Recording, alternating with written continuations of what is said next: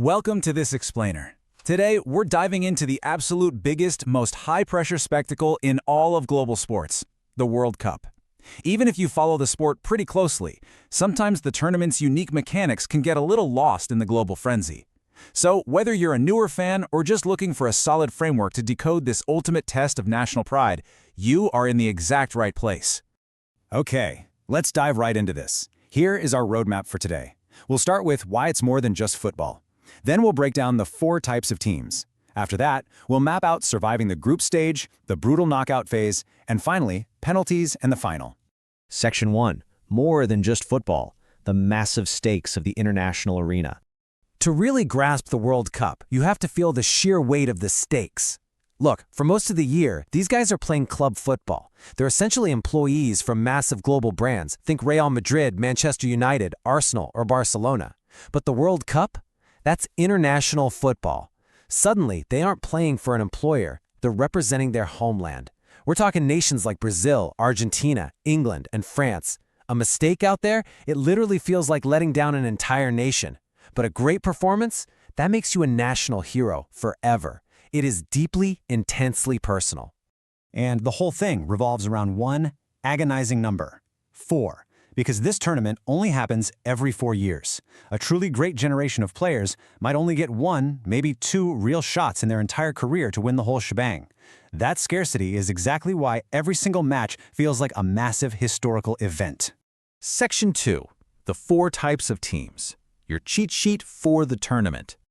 When you're watching, don't just look at the schedule and ask who is playing. Instead, use this as your mental cheat sheet. Every match you watch is going to feature some combination of these 4 core categories: the favorites, the dark horses, the underdogs, and the star players. Understanding these 4 groups acts as a perfect lens to instantly grasp the narrative and the stakes of literally any matchup in the tournament. Let's break them down one by one. First up, we have the favorites. Now, what's really interesting about this group is the sheer weight of expectations they carry. We're talking about nations with elite, deeply experienced squads: France, Brazil, Argentina, England, Spain, Germany, and Portugal. The usual suspects, right? For these massive footballing nations, just participating is not enough. Millions of fans back home expect them to win it all. The pressure on them is absolutely crushing. Next, we've got the dark horses. These are the thrill makers of the tournament. They might not have that historical, decades-long dominance of the favorites, but they are highly capable teams equipped to totally disrupt the tournament bracket. A really compelling example from our source data is Norway, qualifying for their first World Cup in decades, and spearheaded by that absolute powerhouse, almost robotic striker, Erling Haaland. Dark horses are so dangerous because if the stars align, they have the actual talent to go all the way and shock everybody. Then we have the underdogs. Honestly, these are the nations that give us the absolute best stories. Nobody sees them coming, but they bring pure heart and unimaginable drama to the global stage. Our source material highlights the 2022 tournament perfectly.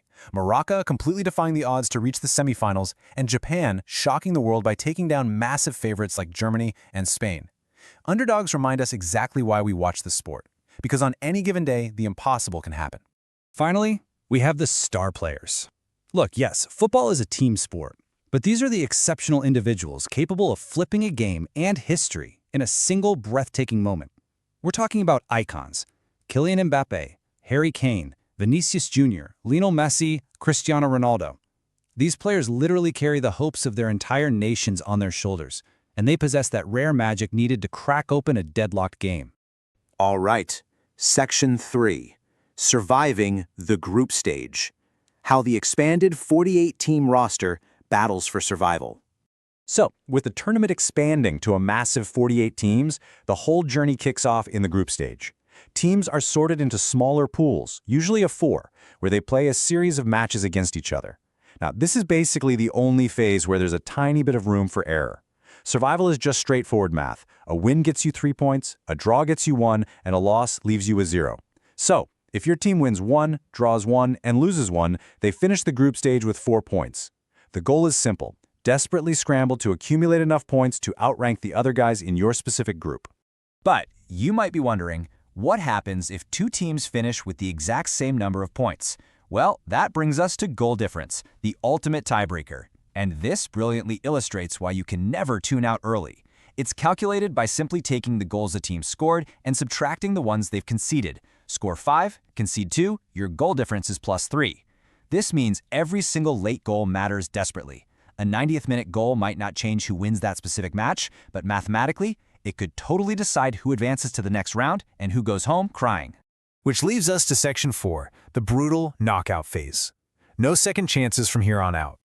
Okay, if the group stage was all about surviving and doing the math, this escalating gauntlet is about handling sheer, unadulterated pressure. The safety net? Completely gone. We start with the last 32, moving to the last 16, the quarterfinals, the semifinals, and ultimately the final. With every single round, the field relentlessly shrinks.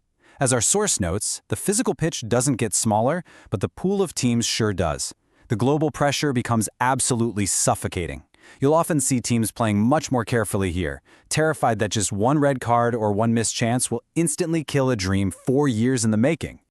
And that brings us to Section 5, penalties and the final, the ultimate dramatic climax of the sport. So, in this knockout phase, a draw is no longer mathematically acceptable. Somebody has to win, which begs the question, what actually happens if a game is completely deadlocked after the standard 90 minutes?